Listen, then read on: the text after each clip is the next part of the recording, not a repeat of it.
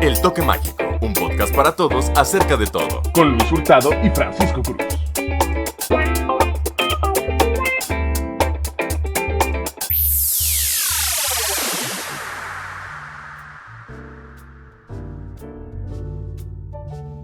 Hola gente querida, muy buenas noches y bienvenidos una vez más a su programa de El Toque Mágico. Con sus presentadores, sus favoritos, Francisco Cruz. y Luis Hurtado. Presentando el tema del día de hoy, que es... No es un tema tanto. Justamente no es como un tema específicamente como lo han sido los otros en los que hemos tratado. No de ir tan de opinionólogos, sino de sí sacar hechos y demás para externar la opinión que tenemos. Pero en este caso sí va más enfocado a dar una opinión, a debatirlo, a filosofar al respecto. El tema de... la justicia y la pena de muerte. La justicia y la pena de muerte.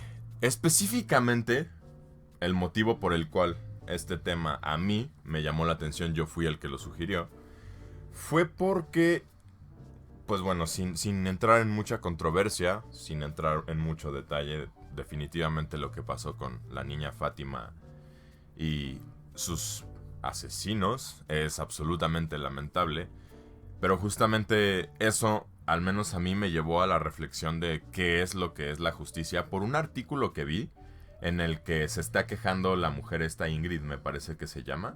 La verdad es que procuro no darle relevancia a los nombres de estas personas, entonces solo sé que son asesinos y ya. Pero algo estaba diciendo esta mujer, que la estaban tratando horrible en la correccional y que le estaba yendo horrible, que la traían a golpes y demás. Y eso es apenas... que violaban sus derechos. Ajá, y eso es apenas en el preventivo, porque todavía no va a reclusorio al bueno, a la de veras, a la casa grande. Y pues nada, justamente yo me quedé pensando, la verdad es que cuando leí la noticia, pues sería hipócrita de mi parte decir que me sentí mal, pero me entró las ganas de debatirlo, de platicarlo justo aquí al aire, además, para la gente que quiera aportar y reflexionarlo con nosotros. ¿Ustedes qué creen que sea la opción más adecuada para tratar a los prisioneros? Pues es que al final yo creo que la justicia siempre la vamos a buscar de manera muy personal. Ya sea que seas tú el abogado, o seas el abogado en contra, o seas el juez. A pesar de que sí están contratados para ser imparciales, sobre todo el juez, por ejemplo, que dicta una condena, la Constitución sí tiende a ser personal, o sea, no puede ser general, porque al final no están tomando en cuenta sentimientos, ciertas situaciones, ciertos aspectos. Por eso siempre el legalizar o no legalizar ciertos aspectos es tanto debate. ¿Me explico? Uh-huh. Entonces, la justicia al final, como puede ser para ti, digamos, no, pues móchenle las manos y ya, ¿no? Y para mí puede ser, no, pues como estábamos platicando en Suecia. Te fallaría si te digo que es uno de estos Países Bajos. País escandinavo. De estos, escandinavos, ¿no? Bien desarrollados. Que tienen sus cárceles súper bien, sin barrotes, inclusive, así, como que pueden andar libre por ahí. Es una manera diferente de inserción social y de todo ese proceso. ¿Tú crees que esa sería la manera en que se tiene que regir? Porque justo muchísimos sistemas, especialmente por ejemplo los sistemas americanos, en Canadá es un sistema punitivo. En Estados Unidos es un sistema punitivo y explotatorio. En México es un sistema punitivo, explotatorio, corrupto. Tiene demasiadas cosas. O sea, yo he escuchado historias de terror de la cárcel y pues ciertamente no es sorpresa de que la gente no quiera acabar ahí, a decir verdad. Pero aquí va. O sea, estadísticamente estamos hablando de que este País Bajo, yo lo sé por un documental que les recomiendo mucho de Michael Moore, que se llama ¿A dónde conquistamos después? ¿En dónde conquistamos después? En inglés se llama Where Do We Conquer Next, de Michael Moore. Los recomiendo mucho, está en Netflix. ¿Qué conquistamos después? ¿No? Ajá, ¿a dónde nos vamos? No, y lo que está haciendo es ir a varios países como a aprender cosas que hacen diferentes ellos a los americanos. Tipo se van a Italia, donde descubren que los italianos tienen como 40 días de vacaciones pagadas al año, más aparte como 28 días festivos extra a lo largo de todo el año. O sea, qué sabroso. Y que tienen diferente tipo de legislación y demás. Pues, o sea, un poco abocándonos al tema, la legislación de la justicia, la pena de muerte y el castigo. estos países creen que la mejor manera de insertar a una persona de vuelta a la sociedad es por medio de una educación, de aceptarlo, darle lecciones humanitarias sobre sus errores, educar a la persona y dejarla que regrese como un miembro funcional de la sociedad. Mientras que en América, y aparte creo en la mentalidad de los americanos en general, y no refiriéndome a los autoproclamados americanos, o sea, los estadounidenses, sino a toda América, nuestra manera, creo, no, de los canadienses no estoy seguro, pero de Estados Unidos para abajo, sí creo que se tiene una mentalidad muy de, ese güey hizo eso, castíguenlo con la peor, así que sufra, o sea, ¿tú qué opinas? O sea, tú primero personalmente.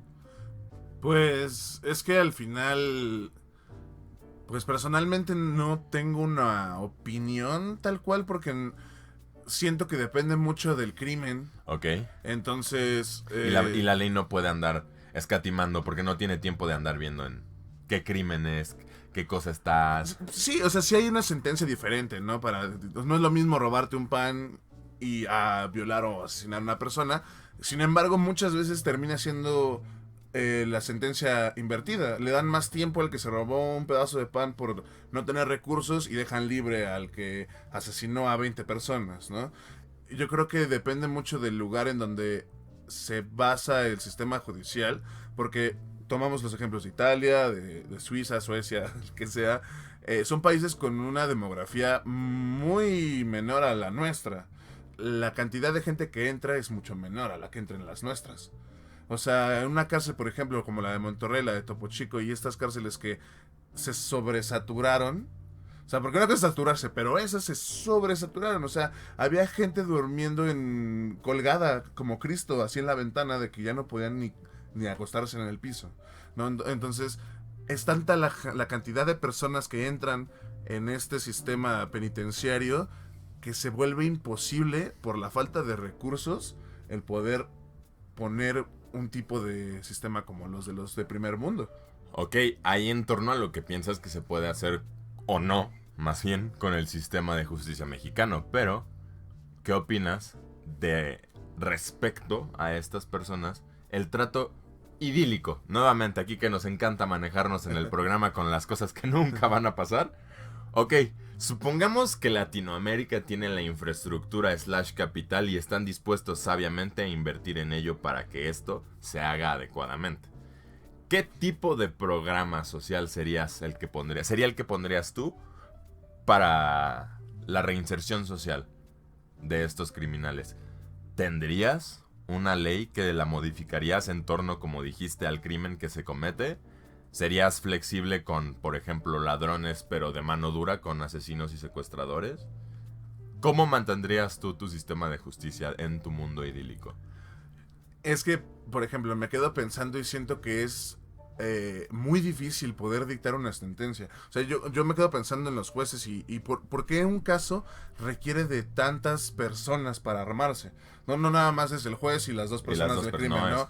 Como era antes, que era pones a los dos con el rey y el rey dice, pues él es el malo, él es el bueno, ejecuten y se acabó. Y no, ahora es abogado a favor, abogado en contra, un jurado, o sea, hay diferentes partes que arman, ¿no? Entonces, creo que es muy difícil poder decir, es que él se merece que lo condenes 50 años en la cárcel porque asesinó a sangre fría a 3 personas, pero no estamos teniendo en cuenta que a lo mejor esa persona llegó a asesinar a esas personas porque ellas le hicieron algo en contra, o porque la misma sociedad lo obligó a hacerlo, o porque, o sea, tantos factores psicológicos, sociales y culturales que obligan a una persona a corromperse o a hacer actos delictivos, no vienen considerados en un sistema legal. Sí. Hiciste esto, te toca esto. Punto. Y por eso es el juzgado y el jurado y el juicio y todas las palabras con J que hay en este rubro. Ajá, entonces me parece muy difícil poder dictar una sentencia. Y sobre todo porque ¿quién dicta que es injusto o no es injusto? Por lo que te digo, si ahorita en este momento entrara alguien y nos asesinara a todos en esta habitación, tú generarías una rabia, un sentimiento en contra de esa persona, que a lo mejor te llevaría a cometer actos iguales o peores. Y al final hay alguien que te va a juzgar por eso. ¿Es justo? ¿Es injusto? ¿Tú qué opinas? Opino que existe, a fin de cuentas, un pragmatismo en la vida. Existe lo que es objetivamente mal y lo que existe independientemente de lo que pensemos de ello o no. Para referirme y para explicar mejor mi respuesta, abordo 3 términos que los explico también en sí mismos. La objetividad, la subjetividad y la intersubjetividad. La objetividad son los sucesos que existen independientemente de nuestra apreciación, opinión o percepción de ellos. Por ejemplo, Madame Curie se enfermó y se murió a causa de sus investigaciones que tenían que ver con la radiación antes de descubrir que la radiación era algo que existía. La radiación afectaba a Marie Curie independientemente de si la sociedad sabía o no de que el mercurio y demás era venenoso, de que todas estas sustancias con las que interactuó eran nocivas para el ser humano. Independientemente de lo que se creyera de ellos, era así. Luego, la subjetividad es todo aquello que se puede modificar, es una idea que se modifica en torno a la percepción de la persona que la origina. Por ejemplo, a mí me puede parecer muy normal, no sé, levantarme todos los días y sacudir el esqueleto al lado de mi cama, por decirte un ejemplo tonto. ¿Sacudir el esqueleto, el que tienes en tu closet ahí guardado? Sí, exactamente. No, literal un esqueleto, tal cual, literal un esqueleto. Para mí puede ser muy normal y para ti es como de... ¿What? Eso, ¿qué? O sea, como ¿para qué? O sea, ¿con qué finalidad? Pero para mí funciona, entonces es subjetivamente algo positivo a la versión de Luis. Y luego está la intersubjetividad, que es un suceso que existe a través de la idea colectiva y que se modifica dependiendo de la idea colectiva. La religión es el ejemplo más adecuado. Antes la religión cristiana no permitía una gran cantidad de cosas que hoy en día ha tenido que adaptar. Por ejemplo, en el Viejo Testamento la esclavitud está escrita, porque sí habla del dominio de esto. No, la verdad no estoy muy seguro, no me acuerdo del dominio del hombre blanco por sobre el oscuro. Es algo extraño, era algo ambiguo, pero o sea, sí estaba, pues, era algo que se creía intersubjetivamente y que hoy en día, pues. Y a lo mejor, por ejemplo, tomando ese ejemplo que das, a lo mejor sí, en una versión de la Biblia, para cierto sector, sí había una versión así. O sea, un versículo o una palabra que tergiversaron para que se diera a entender que justamente la esclavitud estaba bien o que el hombre blanco sobre él. Porque es bien sabido que dependiendo de la zona en donde estás, pues sí puede haber ciertas variantes, tropicalismos para poder... Y que eso puede terminar derivando en cambiar una palabra por completo que le cambia el sentido de una frase y luego por lo mismo no entendemos. Ahora sí que no entendimos el mensaje porque pues también, ¿cómo nos llegó? Exactamente. Hay varias cosas que están difuminadas en la historia de las que incluso expertos no se han podido poner de acuerdo porque sigue habiendo mucha difusión de opinión. Pero la verdad es que nos encanta divagar aquí a lo que nos truje. Como decía, todo esto de la objetividad, la subjetividad y la intersubjetividad lo ponía a costo para explicar mi opinión en torno a lo que se tendría que hacer. Podemos hablar de que existe la subjetividad en torno al mal. De hecho, la hay en su mayoría de los aspectos de la vida. Para muchas personas algo es malo que para otras no. En ejemplos ya más duros que lo de solo el esqueleto. Pero yo creo que hay ciertos actos que independientemente de cómo lo puedas ver, sí tienen una consecuencia tan notoria en los sentimientos subjetivos de los seres humanos que de todas maneras es objetivamente algo malo. ¿Me expliqué? Te la dejo un poquito también al público. Ojalá la haya dado a entender con la claridad con la que yo la vi. Y si no, me disculpo. ¿Cómo ejemplificarlo? Es que justo es una manera muy concreta. Matar a un niño. Sí. Hacerle daño a un niño. Tal cual. Pues podrá haber alguien que argumente que el niño se lo merecía. Podrá haber alguna mente retorcida de estos de asesino serial de que es que para mí es un angelito y lo estaba mandando con Dios. O la justificación que se te ocurra. Podrá haber alguien que en su subjetividad lo encuentre aceptable. Pero objetivamente es algo completamente atroz. Entonces, ahí, partiendo desde esa base, creo que ese es el cimiento verdadero de la ley. Algo que es medio difícil de nombrar porque pues no a muchos les gusta admitir que hay cosas que son terminantemente malas y más si son perpetradores de ellas. O hay mucha gente que simplemente no se pone a debatir sobre el mal o el bien que hacen con sus acciones. Pero bueno, con todo esto, yo creo que los crímenes objetivamente malos pero vaya, es que ahí está la cuestión. Ahí está lo que creo que se pone medio trucoso. Y que a mí también, ahorita pensando en ello, me acabo de dar cuenta. ¿Hasta dónde llega la línea de cosas que sí son consideradas terminantemente malas? Exactamente, es como el meme donde es una gráfica de qué está aceptable comer. Ponen pollo, ponen pato, puerco, vaca y está bien y empiezas a poner perro, gato, elefante, o sea, ya empiezan a escalar a animales que dicen no, ya no está bien. Entonces, ¿en qué momento un asesinato empieza o puede empezar a ser justificable? Sí, te puedes ir a la raíz, ¿no? Como tú dices, lo que se siente atroz, inherente, o que va en contra de nuestra naturaleza, inherentemente, pues sí, porque a pesar de que existan manadas en la naturaleza, sean manadas de lobos, de leones, de lo que sea, entre ellos hay violencia. Y se matan y hay asesinatos, claro. Sí, claro. Pero no, es que ese es el asunto, los animales creo que no matan con dolo. No sabemos. Bueno, sí, también es muy... Tienes toda la razón. Exactamente. De hecho, ni me tardo en hacerlo. Rectifico inmediatamente mi postura. La manera tan aseverada en que lo dije. No, los animales no matan con dolor. Porque no, realmente... No lo sabemos. ¿Cómo podemos...? De hecho, justo que me lo paso a contar. Aunque no vaya tanto al tema, pero me lo recordaste. Yo antes, cuando iba al CEA, me encontré a Jaime Maussan. Y obviamente quería hablar con Jaime Maussan, güey. ¿Cómo ha de pensar un señor con tal creencia Don férrea? Jaime Maussan, sí, o sea, aunque te tardes aunque más. me tarde más. El señor Jaime Maussan. Me le acerqué a preguntarle como de, señor, ¿usted qué opina? ¿Cree que algún día los aliens se vayan a acercar a hablar con nosotros? Se voltea y me dice, ¿tú de qué hablarías con un alien? Y yo como de, ¿cómo? Me dice, por ejemplo. Y venía, y justo por ahí había, ¿no? Había un alien, lo detuvo y le preguntó. Detuvo un alien y le dijo, a ver, ¿qué onda? ¿No?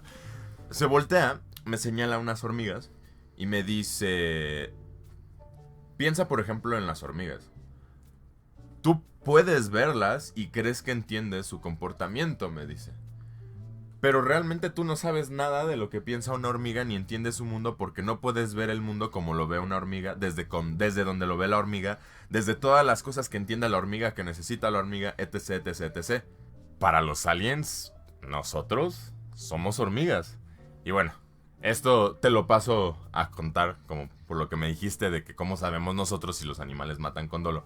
Pero pues sí tiene que ver porque al final la cosmovisión que tenga el ser que dicte la sentencia va a afectar al ser que reciba la sentencia. Que reciba, que al final en una escala de jerarquías pues sí está a la merced de quien la va a dictar, ¿sabes? Ajá. O sea, si al final el juez fuese alguien ignorante o de mente cerrada o que su cosmovisión fuese muy limitada, pues sí, la sentencia probablemente sea injusta, porque sería más subjetiva que objetiva. Sin embargo, si el juez es alguien con una mente muy abierta, con mucho conocimiento, ajá, que puede discernir y decir, ¿sabes qué? Esto es una cosa y esto es otra cosa, no meterse de manera personal, la sentencia probablemente sea más justa. En teoría, la ley para eso es, en teoría, para que justo el juez aparte de decidir, porque creo que eso de la decisión es un asunto muy al estilo de la ley americana, porque creo que hay otros lugares donde el juez más lo que hace es ejercer la ley. O sea, asegurarse de que la manera en que está escrita la ley sea aplicada. Como un mediador, Ajá, más que un ejecutor, dictador o un verdugo, como lo quieras llamar. Pero es que es volver a lo mismo. O sea, todo este sistema se necesita porque se necesita hacer justicia. O sea, definitivamente, sí creo que eso es también un buen punto de partida. Los humanos necesitan justicia. Sienten la necesidad de que haya justicia, incluso aunque la mayor parte de los sistemas de ley, de justicia, de law enforcement, perdonen mi pochismo, ¿qué sería? ¿Cómo se dice en español? ¿De poder ejecutivo? ¿Poder judicial? No, porque es el que lo enfuerza, el law enforcement, el poder que lo ejecuta. Sí, es el poder ejecutivo. Sí. No el ejecutivo del presidente, sino el que ejecuta el poder que se tiene. Ajá, exactamente. Perdón, ahora sí que justo este término a mí en inglés me gusta mucho porque creo que lo deja muy claro. Cuando se refieren a la policía, no dicen the police. La gente promedio del mundo de la policía dicen law enforcement. I'm a law enforcement agent. Soy un agente que enfuerza la ley. Sí, que la personifica, ¿no? Ajá, que exacto. Que se embiste con la ley Con la y ley. tiene la autoridad para poder ejercerla. Exactamente. Que creo, te digo, es la función, según yo, que tienen algunos jueces, más que la de decir, esto es el castigo más apropiado para lo que has hecho. Pero, vuelvo a lo mismo. Vuelvo al tema que más me tiene latiendo el corazón. ¿Cuál es el castigo al final que se merece la gente? ¿De qué depende, a fin de cuentas? O sea, la ley es la que dicta y entonces solo tenemos que seguir la ley y tenemos que vivir todos bajo la ley, aunque existan cosas dentro de la ley misma que sean injustas, como lo hablamos en el tema pasado, o como lo puedo mencionar ahorita de que antes, hace 50 años, en Estados Unidos, los matrimonios entre parejas interraciales eran ilegales.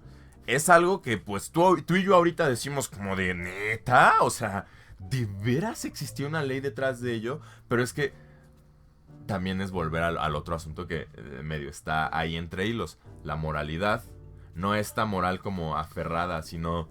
Pues yo creo que es más con lo que tocabas de la intersubjetividad, con el inconsciente y el consciente colectivo.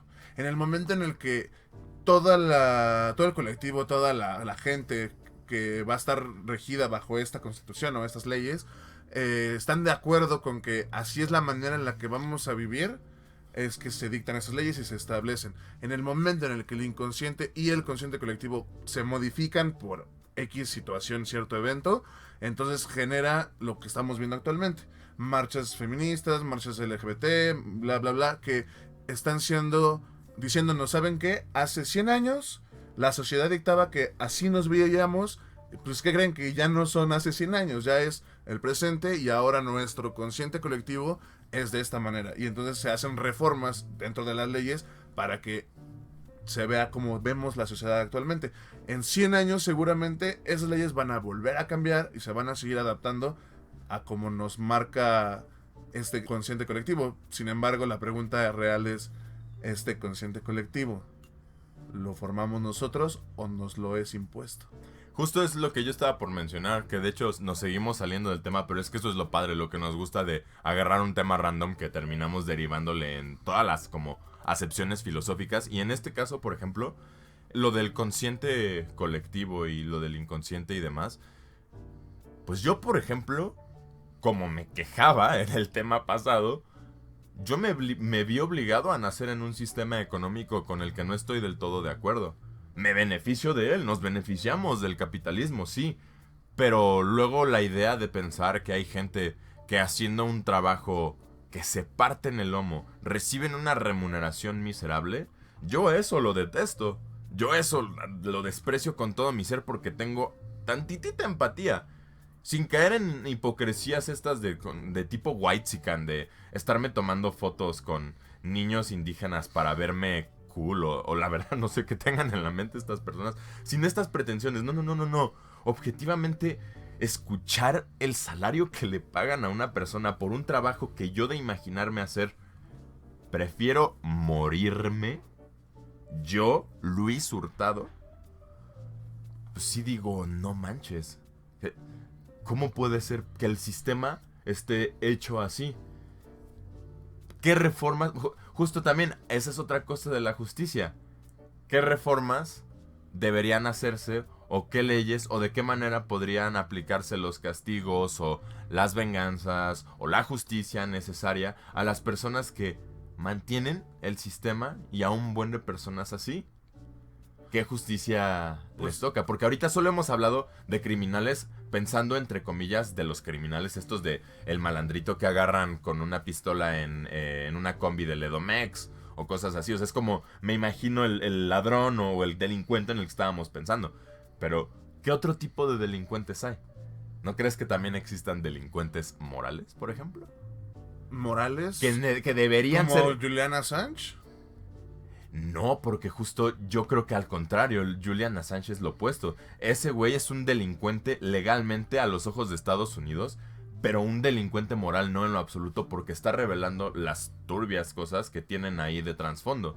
Ahora sí que si no odian al gobierno estadounidense, todos los gobiernos esconden secretos y todos los estados están podridos en alguna parte de sus núcleos.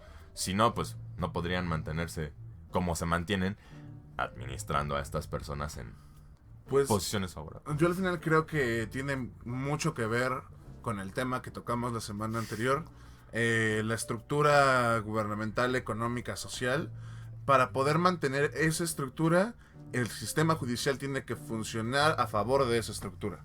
Entonces, si al sistema capitalista le conviene que haya un mar de gente pobre para poder mantener la riqueza de los de arriba, no le va a convenir a ese sistema que su sistema judicial, vale la redundancia, se vea favoreciendo a los pobres. Ajá. ¿Sabes? Entonces, si somos, digamos, 1 millón de personas y solo alcanza para que la ley sea justa con 100 de ese millón, son solo 100 personas, todos esos que quedaron fuera, no es su culpa realmente que sea injusto el sistema con ellos. Simplemente No, que pero el sistema no quiere ser justo con esas personas. No está diseñado para hacerlo. Así de sencillo. No contempla a estas personas porque es un sistema de ley, no de moral, no de bienestar, no de humanidad. Yo creo que es el mejor término. Humanidad, porque a la humanidad lo que nos hace seres humanos es nuestra capacidad de ser seres pensantes. Nuestra inteligencia. Lo que sí nos distingue muy, muy evidentemente de los otros seres en la Tierra. Aparte de todas las otras cosas, como lo de los pulgares oponibles y este asunto de que nosotros, si no parece que estemos adaptados a sobrevivir, etc, etc, etc. En este Sí, pues mundo. justo como lo hablamos en uno. Ajá, en otro de los anterior. temas. Justamente, pues es que de eso vamos. Todo va es interconectado. lo que traemos en el corazón y por eso estamos haciendo el podcast, porque es lo que nos vibra actualmente. También en esto que dices de la humanidad, tiene mucho que ver en qué momento se acuñó el término de humanidad. Porque todas nuestras sistemas judiciales son... Nuestra constitución es de 1917. La Segunda Guerra Mundial fue después de 1930 y tantos. El Tratado Humanitario y la ONU y todo eso fue creado mucho después de nuestra constitución y de la mayoría de las constituciones de los países antiguos, por así decirlo, ¿no? Países que ya fueron independizados hace varios siglos, no de los que se independizaron apenas en estos últimos. Entonces, en el momento en el que se acuña la humanización, el término de humanización o de humanidad o de ser humanitario... Ya había muchas leyes instauradas que no consideraban ese término. Exactamente, entonces para nosotros sí es muy pues sí es muy obvio que eso sea humano o que de esa manera no se comportaría un humano, pero hace 300 años había esclavos, ¿sí? Y era muy normal y era muy humano tener a tu esclavo. De hecho... había cosas que para nosotros serían atroces y que para en ese entonces hacerlas era muy humano, ¿no? Entonces... era incluso lo pío, lo righteous. Sí, lo establecido, lo bien visto por la sociedad, ¿no? Uh-huh. Entonces, creo que sí va cambiando mucho dependiendo de cómo nos establecen. Y repito la pregunta, nuestro inconsciente o consciente colectivo se dicta porque nosotros evolucionamos o porque alguien nos lo impone, haciéndonos creer que nosotros lo pensamos por nosotros mismos. Pues yo creo que es una cuestión bastante interesante con la que se van a quedar en esta ocasión y de hecho me atrevo a decir que el tema aún no termina. Todavía no hablamos a fondo de otras posturas y cosas que pensamos tanto de la justicia. La pena de muerte ni la tocamos, mi rey. Así que los vamos a dejar con eso pendientes por esta transmisión. Esperamos que les haya gustado tanto de Braya y Desvarío, porque pues es de lo que les vamos a estar entregando. Y pues eso, gente querida, muchísimas gracias por sintonizarnos. Ahí tenemos ya varias cosas interesantes que han ido surgiendo. Muy complacidos, la verdad, de lo que estamos haciendo. Esperamos que les esté gustando muchísimo. Esperamos que lo estén pasando bomba. Nosotros, la neta, lo pasamos mucho. No se olviden compartirlo. Eso. Rolar el video de YouTube, darle campanita, dedito arriba, suscribirse al canal. Y pues comentar, ¿no? Decirnos si les parece nuestra opinión, si no, ustedes qué opinan. Hasta una mentada está bien mientras generemos un debate. Un diálogo, ni siquiera debate, porque la verdad no buscamos dialogar, buscamos seguir nutriéndonos de ideas nuevas. Si tienen también expertos en el tema, si tienen a un criminólogo, si tienen a un abogado, si tienen a alguien que conozcan, que digan, ¿sabes qué? Este hombre puede decirles a estos dos babosos en el tema de qué va realmente la cosa, se los agradeceríamos un montón. Eso es lo que nosotros queremos hacer. Queremos mantener este programa súper interesante. Queremos mantener este programa de una manera que les guste, que los haga pensar, que los haga quedarse y decir, órale, sí, esa idea o algo, que algo les deje una semillita que les ponemos con todo el corazón. Y pues bueno, creo que no hay más que decir. No hay más que decir entonces. Esto fue El Toque Mágico. Yo soy Francisco Cruz. Yo soy Luis Hurtado. Y nos vemos en la próxima edición. Hasta luego.